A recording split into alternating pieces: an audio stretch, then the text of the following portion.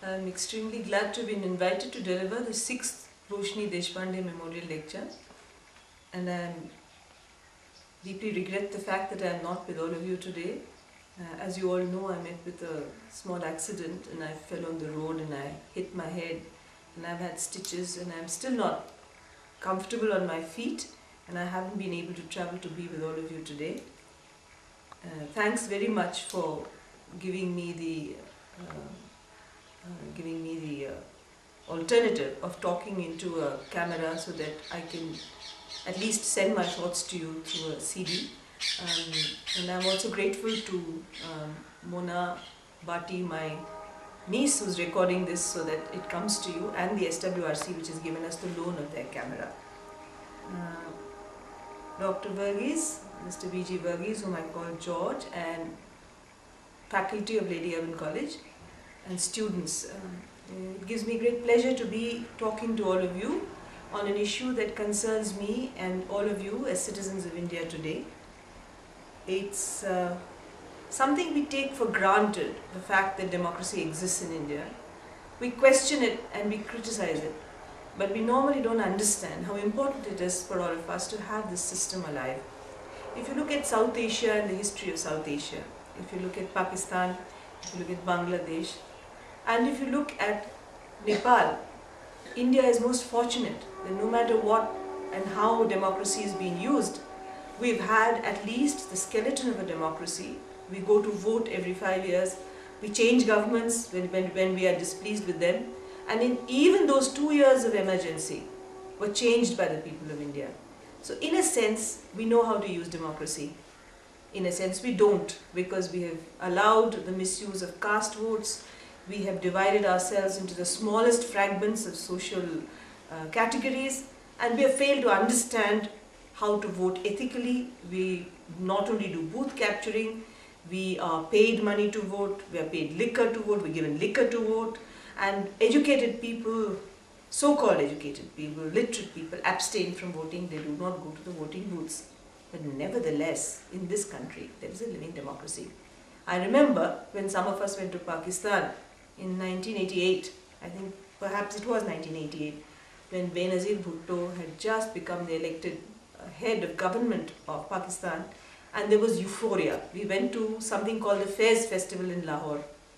And when we went there, and it was an extraordinary experience apart from other things that happened, but what I want to recall here, which is of relevance to all of you and me today, that when we went there and they were so happy that they had got Jamhuriyat, which is their word for Loktantra, for democracy.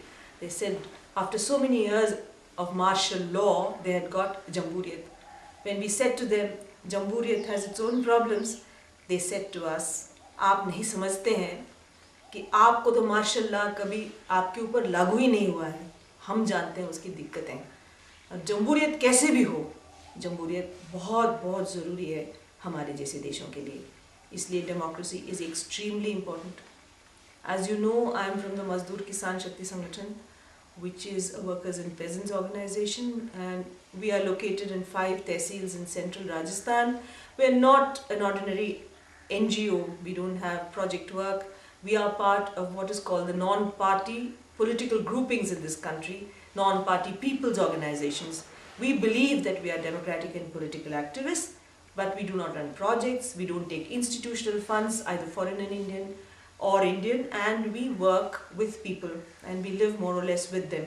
So we do live a very romantic life. We live in 2 mud huts where we do all our own work and we do all our own cooking. We do also our own, all the other activities are done by a group of people. We're a very small group. We're just 12 of us or 15 of us now, and we don't want to increase that group, and the rest are all volunteers. If you have questions, then I'm sure Shekhar, when he adds his comments at the end, will be able to answer everything. And if there are further questions, then of course I can meet you sometime and we can discuss why these movements occur.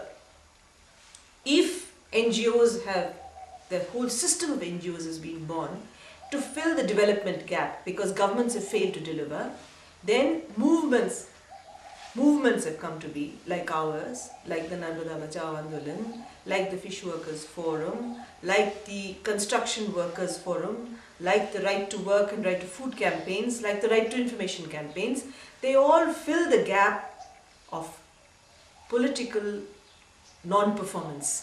When politicians and representatives of ours who go to parliament and assemblies and panchayats and municipal corporations fail to perform their job, you need groups of like ours, and they are born to fill that kind of gap.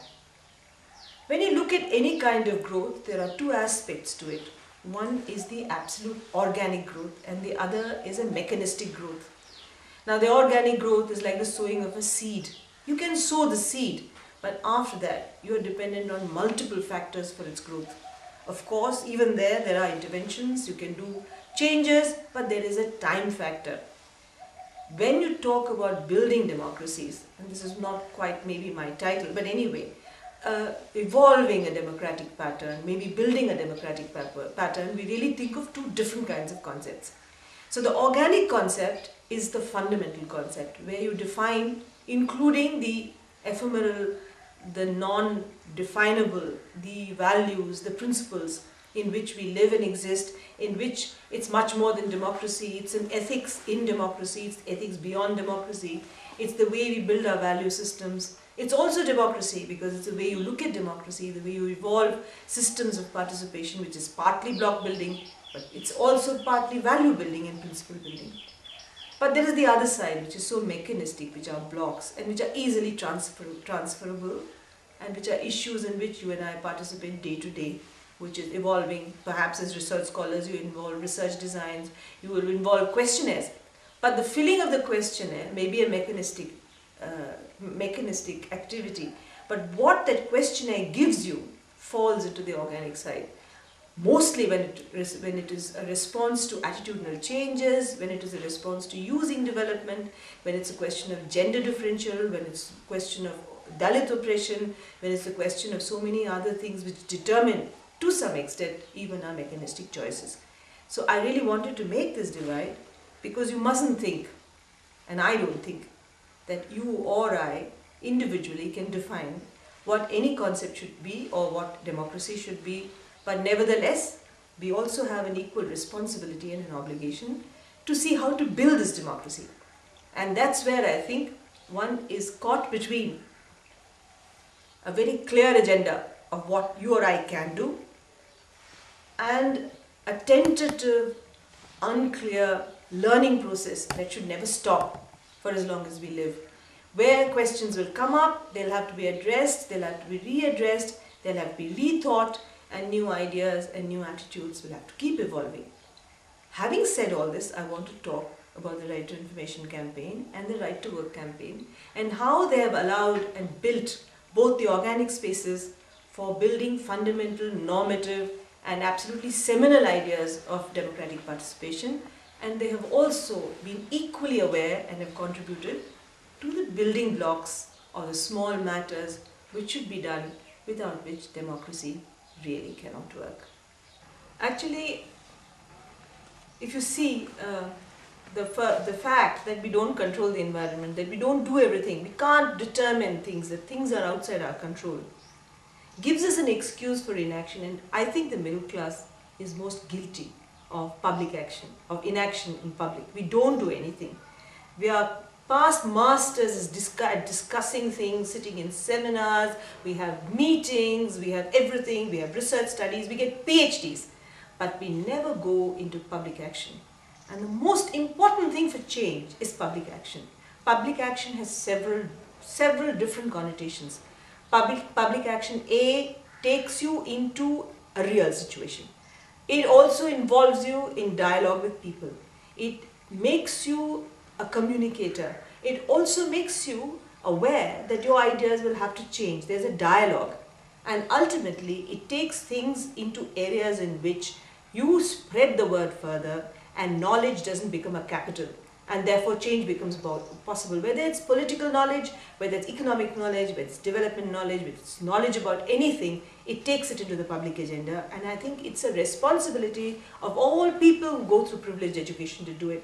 And I feel that I didn't do it. I mean, I've been doing it for the last 20 years, but that I didn't do it before will always remain a source of discomfort for me, that I didn't understand the necessity and the importance of that.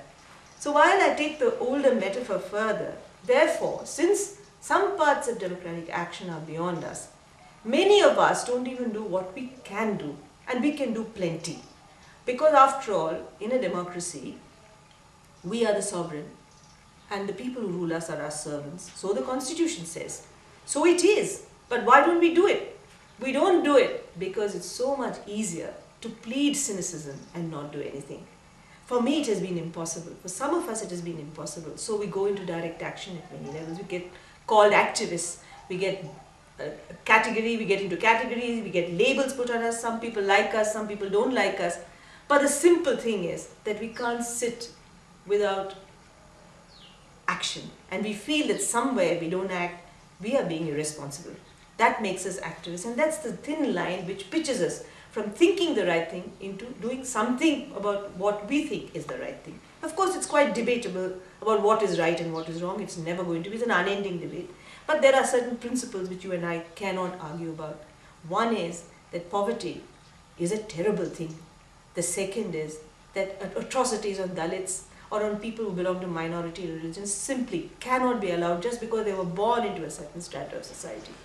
You and I will agree that women, because of a gender, and most of us here in this hall are women, that just because we are born in a different gender, we don't have to be at the receiving end all our lives. If we even agree on this simple agenda that we do not want this kind of inequality, we will have to do something about it. I mean, persons who enjoy privileges are not going to step out of that paradigm in a major way to help us. It will have to be done by and with us. Now, how do you do it? You have to therefore have movements.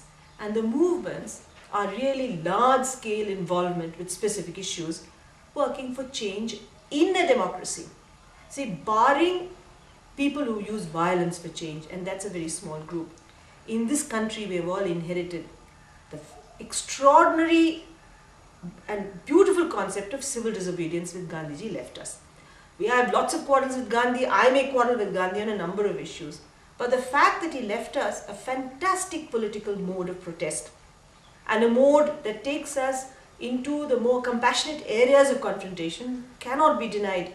Today, I just met Reverend Desmond Tutu in Bangalore, and he feels he's inherited this from Gandhiji. He claims Gandhiji. He says that Gandhiji was a South African first and then an Indian.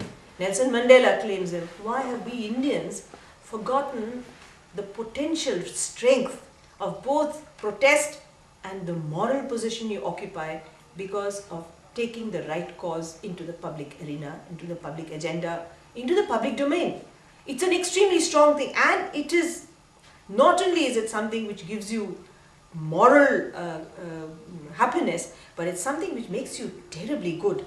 It's something which makes you wholesome, which permeates every activity you do, and it's necessary for all human beings. And this, in my opinion, and in the opinion of many people I work with, is real religion. It's real dharma. It's real dhamma, whatever word you like to call it.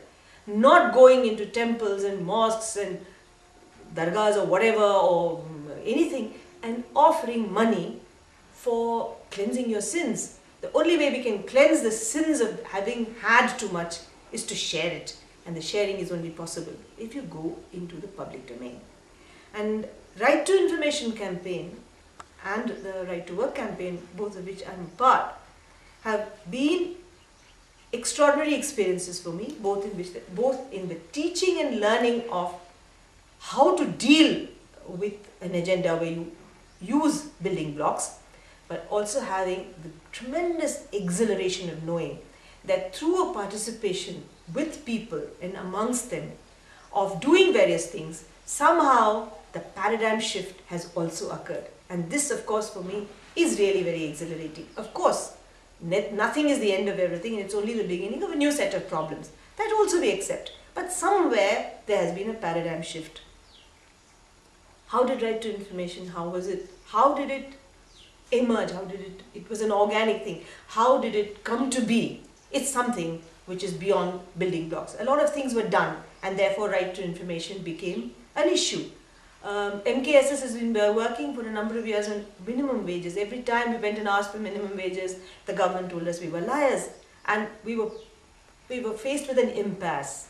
We sat on a hunger strike, we got our demands, yet we went back to the government. Next time they told us again that we were a bunch of liars. So for us it was important to prove that there was ethics on our side, that there was rationality on our side, there were rights on our side, there was logic on our side. How do we do it? So those records that they said were secret just had to come out. And this was not Aruna Roy or Nikhil Dey, who were two outsiders in the NKSS at that time. It was Mohanji, it was Shankar, it was Lal Singhji, it was Sushila, it was Hans Swaroop, it was Chunni Singh, it was Mohanji, it was Narayan, it was Devilal, a whole and so many more people. A bunch of wonderful people who sat together and said, this is what we want. And thereby, I come to another point which I want to share with you today, and that is the whole point of common sense. Let us not assume that for all these changes, you need some great gift, that you need to have been born in a very privileged family, that you need to have had the best brains, that you need to have topped the list of something, that you need a lot of money. You don't need that. For a good democracy, all that you need is plenty of common sense and the use of it in the public domain. We all know the story of the emperor's new clothes. I don't have to tell you what happened. But it took the child to say that the emperor was naked. And the child had just had a lot of common sense and he was truthful. So if you have truthfulness and common sense, democracy will work. And I'm now going to show you a small extract of a film which was made to present to Parliament when we went to plead for the Right to Information campaign. So you will see that clip and I'll come back.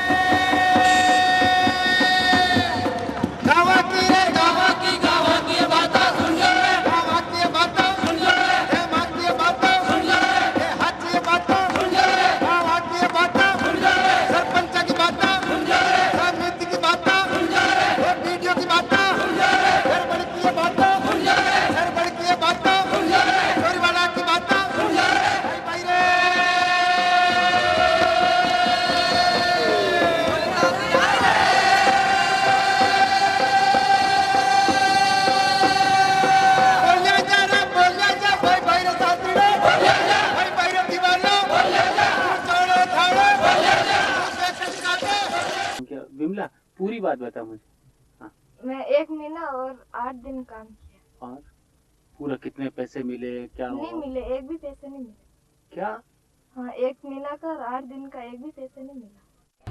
Imagine that you need 10 tons of steel to reinforce.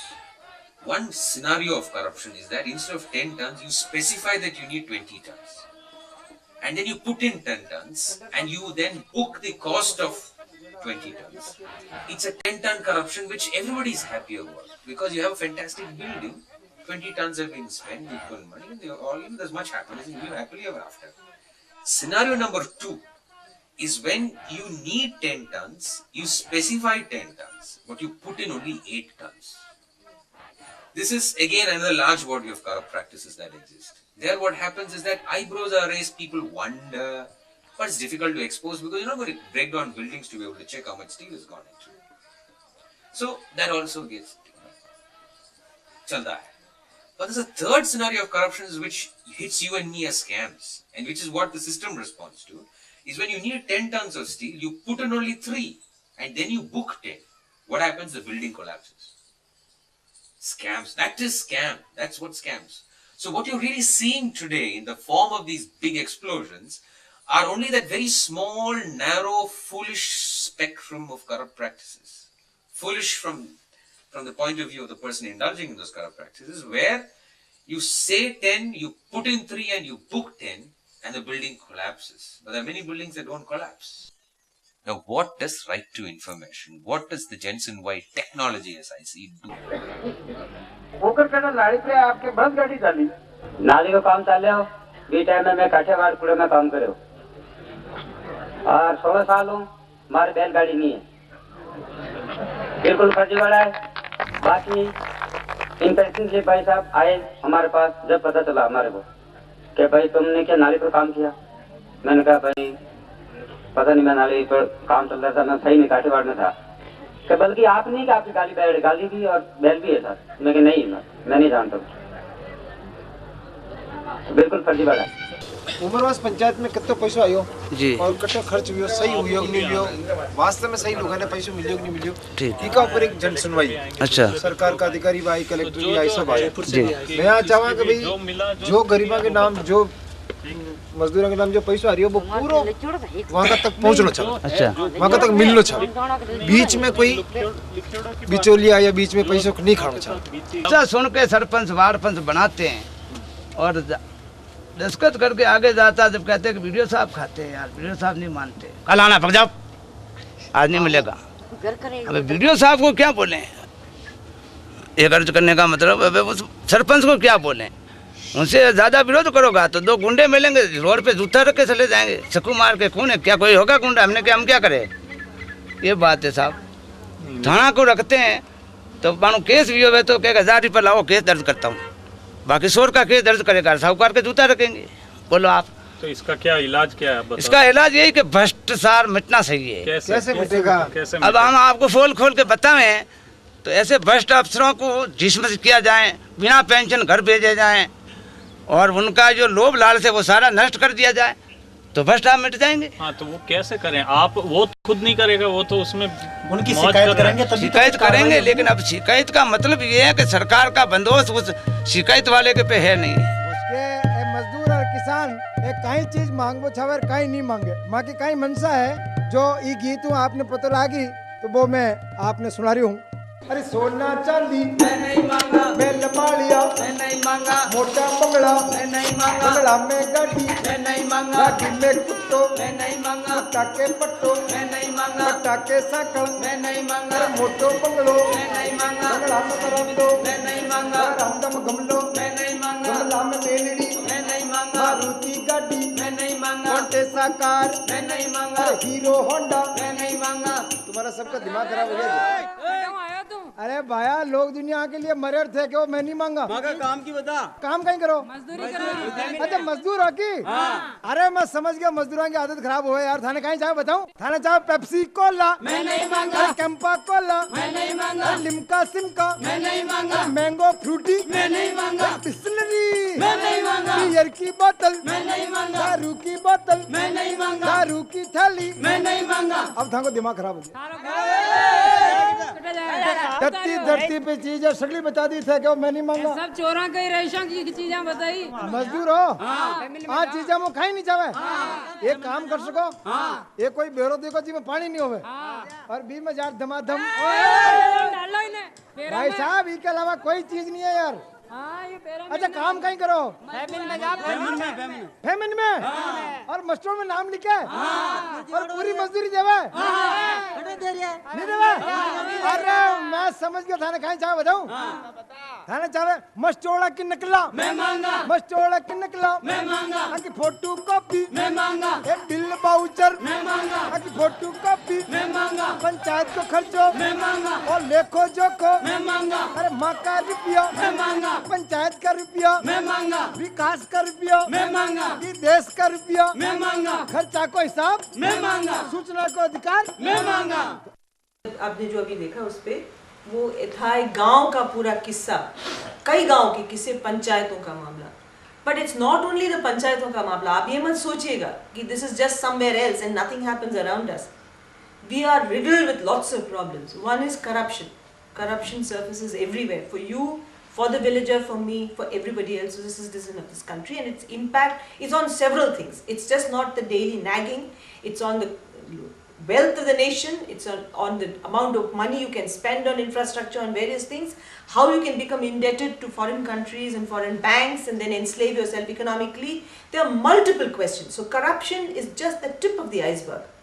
To eliminate that corruption and therefore to eliminate more serious problems, you need a Right to Information Act, you need transparency of what government is doing, and you need a citizenry, you and me, to ask questions. And you have to ask questions to get answers. Imagine India is 1 billion. Even if 0.5% of us ask questions, we have 50 lakh people asking questions. And 50 lakhs ask questions, this country will change.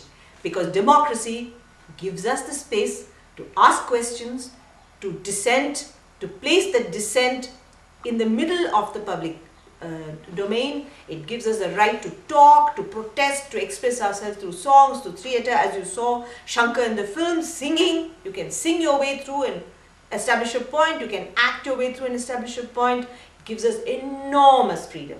And this country gives you that freedom. If you look at what happens in our neighboring countries or in countries other than that, you are not allowed to express yourself. It's a phenomenal freedom that you and I enjoy even today in spite of corruption. Do we use it? Are you using it? Am I using it? Is a big question. The second thing is, the right to information is an obligation on you and me in a democracy. When we vote, we become part of that process. When I cast that vote, I'm a part of that process. When I decide not to cast that vote, I'm a part of that process. That process obliges me to interact with governance at some level. Governance is now a dubious word. Even the World Bank uses governance, we all use. But when I say governance, I mean how my government is going to be of benefit to me. It enforces, therefore, an obligation to act. It teaches me and you what participatory democracy is all about. And it is important to participate in a democracy, because if you don't participate in a democracy, you leave huge vacuums open, which will be occupied by elements which will be mafia, which can be anything, a small minority that will dictate terms to the whole world, and you in Delhi know about it extremely well. The third thing it does, it shows you that what government does behind the veneer of transparency, आड़ के पीछे सरकार क्या करती है, वो हमारे सामने बिल्कुल स्पष्ट आता है. आप एक चीज देख लीजिए, दिल्ली में एक जल नीति के नाम से, वाटर सेक्टर रिफॉर्म्स के नाम से, एक move was made by the Delhi Jal Board to give contracts to foreign companies to deliver water to every colony. I cannot go into it because it's an extremely long, complex situation. And you all know Parivartan in Delhi, you know Arvind Kejriwal. One day you can invite him here and perhaps he can talk to you about it in detail because it affects you. People who live in Vasant Kunj, Vasant Vihar, in Defence Colony, in Friends Colony, in Malviya Nagar, in West Patel Nagar, in Sundar Nagari, everywhere.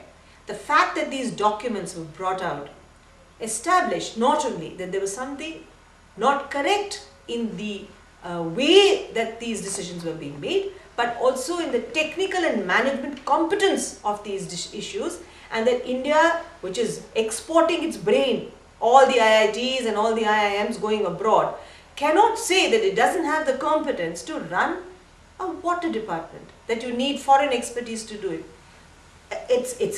For me, it's a shame to say in front of a huge international gathering that the Delhi government cannot manage to supply water.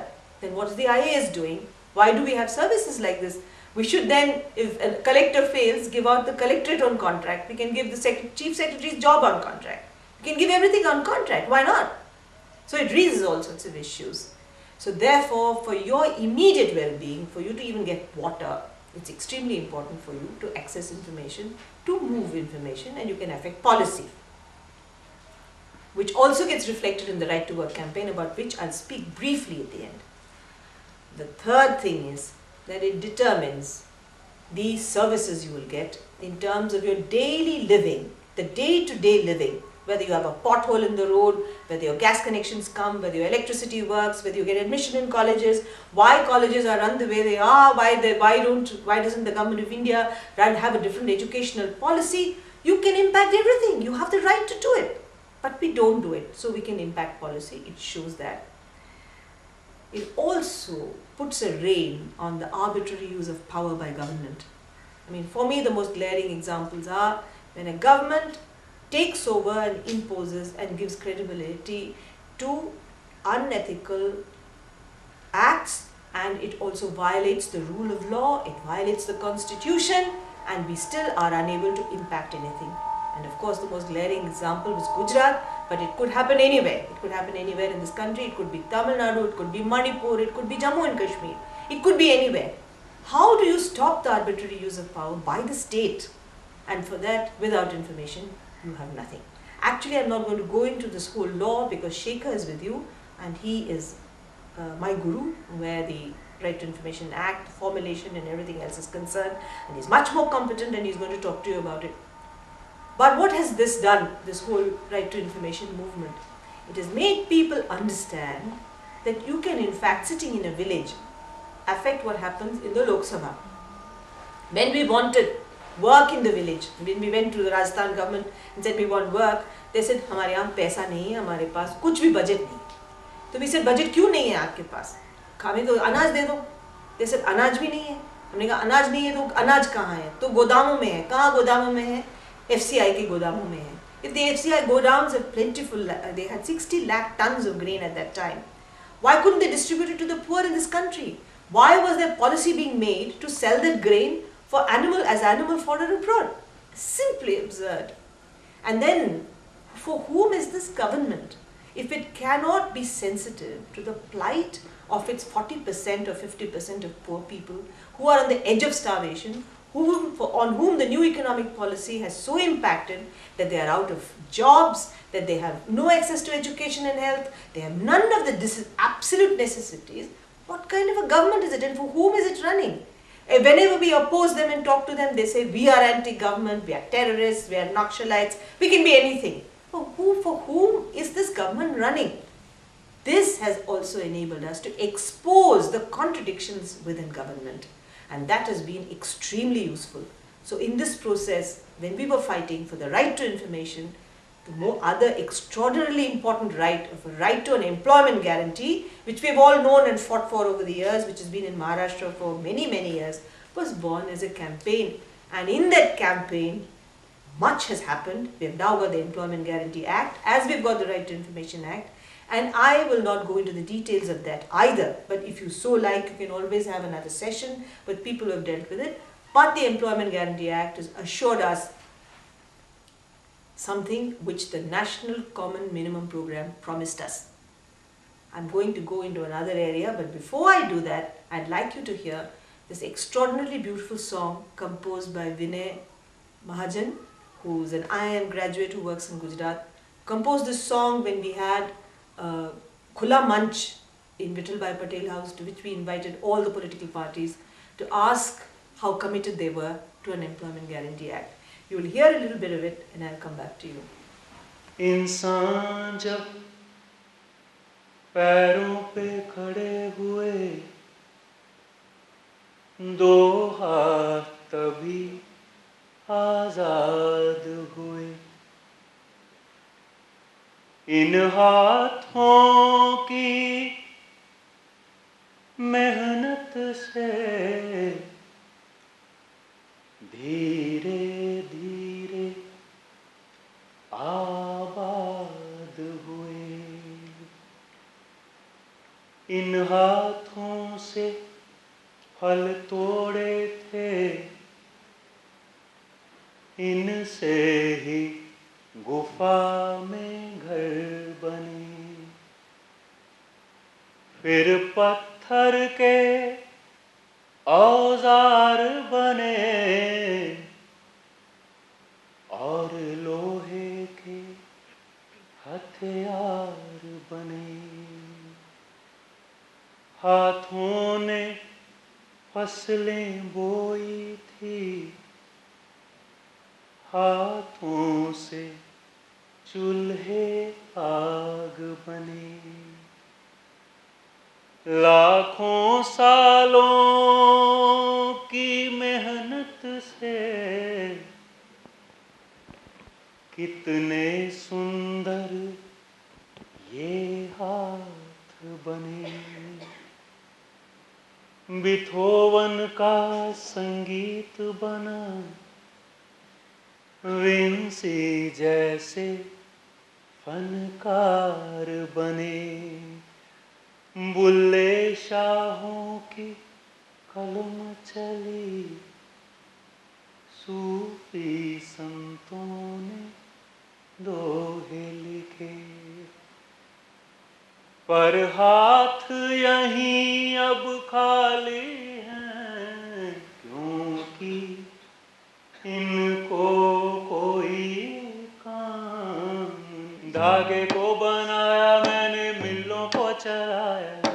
धागे को बनाया मैंने, मिलों को चलाया रे। ताना बाना जोड़ के कपड़ा बनाया। ताना बाना जोड़ के कपड़ा बनाया।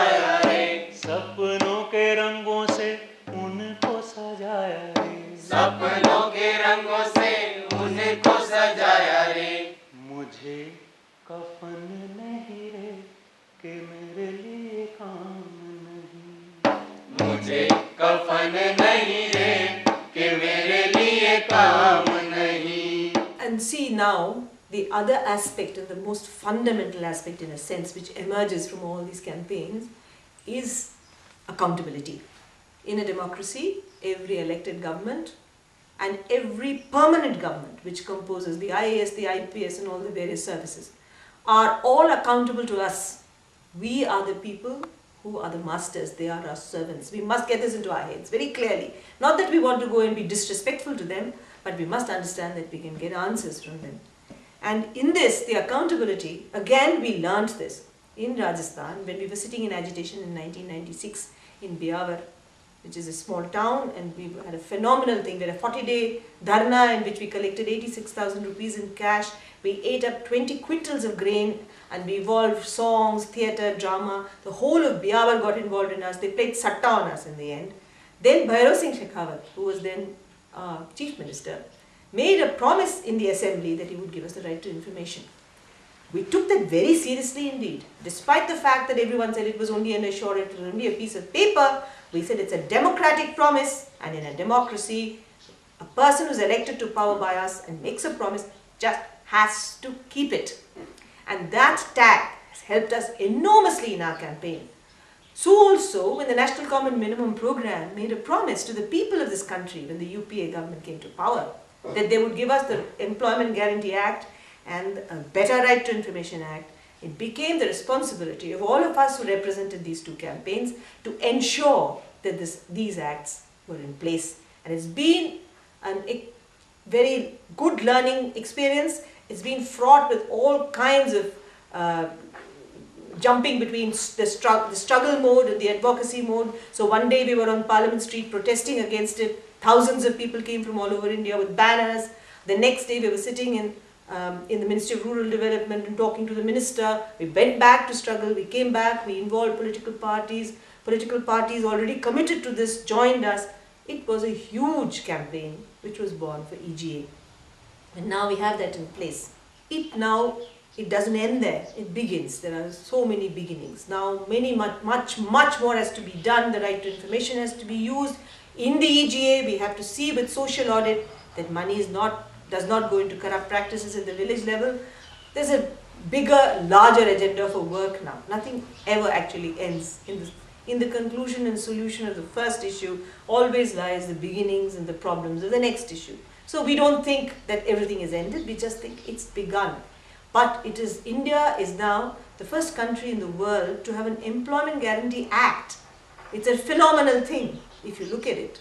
It's a commitment to its people that no one will die of hunger. If they want employment, they'll give them employment. And I think it's an enormous thing.